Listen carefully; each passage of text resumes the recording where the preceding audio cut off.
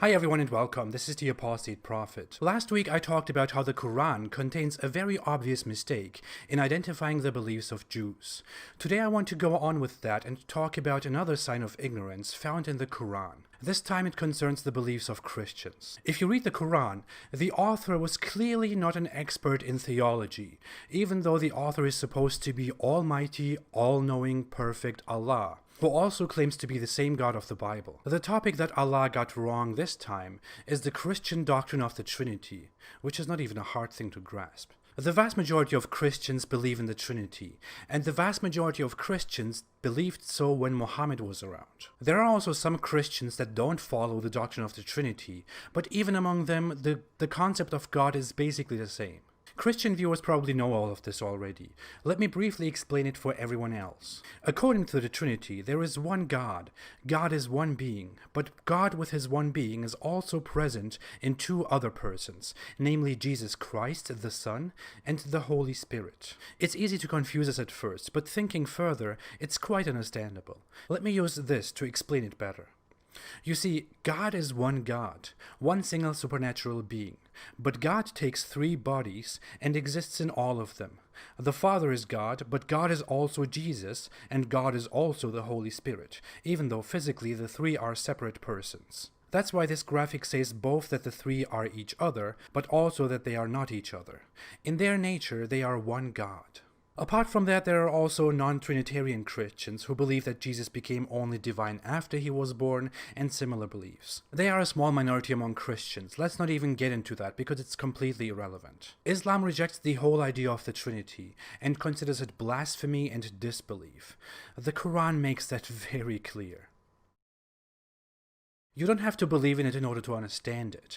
I don't believe in it, but I understand it. Allah and Muhammad apparently did not understand it. They didn't even get the three names right. Let's see what the Quran says. And beware the day when Allah will say, O Jesus, son of Mary, did you say to the people, take me and my mother as deities beside Allah? Chapter 5, verse 116. In chapter 5, verse 75, it says, the Messiah, son of Mary, was not but a messenger. Other messengers have passed on before him, and his mother was a supporter of truth. They both used to eat food. Look how we make clear to them the signs, then look how they are deluded.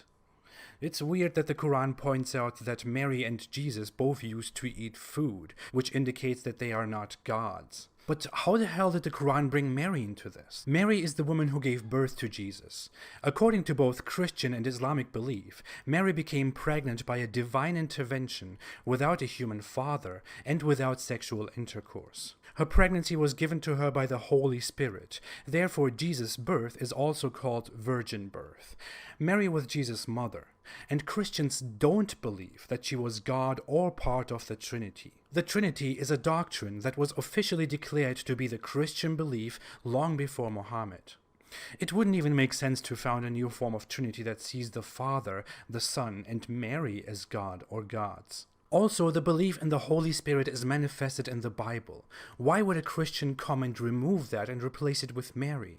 Why would a Christian go against his own beliefs? Now, apologists nowadays have, as usual, a collection of defenses for this Quran verse. Some say it was only about a specific sect of Christians. And as in my former video with Ezra, in this case there is again no evidence at all that a Christian sect ever existed that worshipped Mary or saw her as a part of the Trinity. There is a hypothesis of an early Christian heretic sect called Coleridianism that existed in Arabia in the 4th century, but there is no further proof that such a sect ever existed, and even if so, it's extremely unlikely that such a sect would survive until the 7th century, or that they would have any significance. Also, the Quran usually speaks of some among Christians when it refers to specific groups, but it doesn't do so in this case. It talks very clearly of Christians collectively.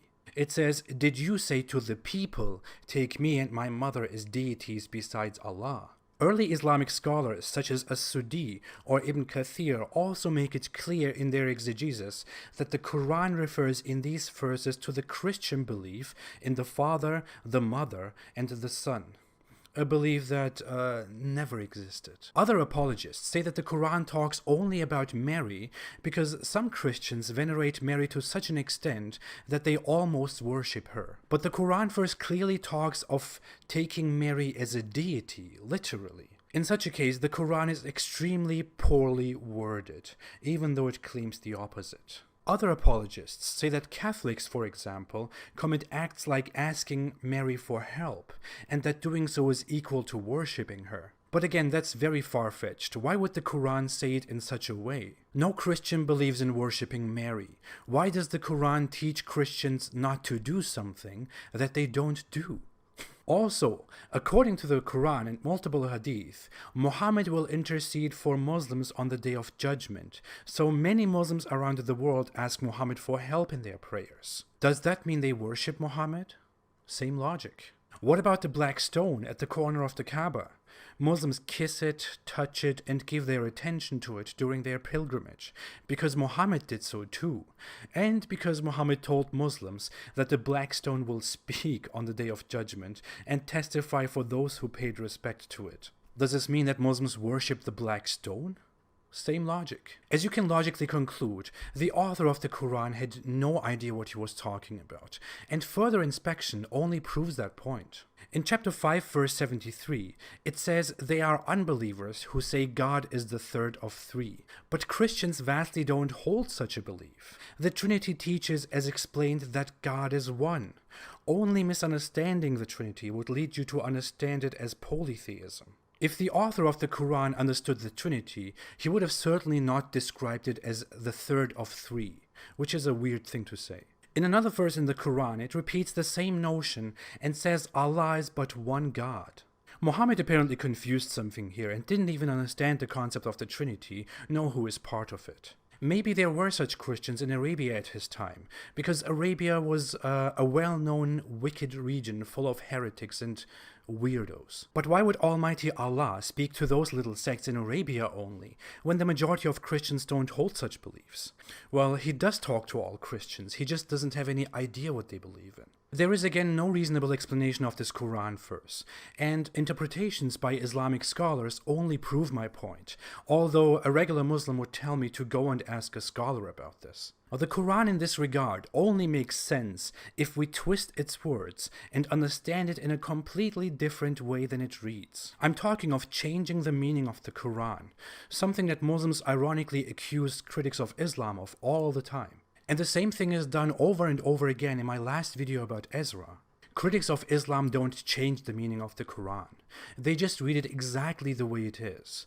The problem is that apologists of the Quran are too afraid to read it the way it is. Now tell me, how can Allah be an almighty, all-knowing God and the God of the Bible if he makes such huge mistakes about the Bible, Christians, Jews, and their beliefs? You should come to the same conclusion that I have come to. The Quran is not the word of some almighty, all-knowing Allah.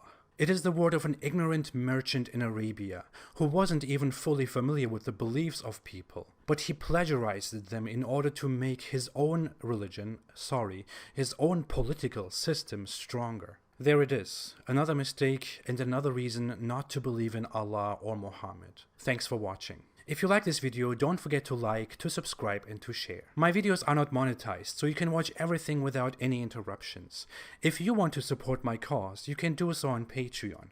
I appreciate every kind of support very, very much, and I will try to give back in the best ways possible. Thank you. Have a good day and stay away from Islam.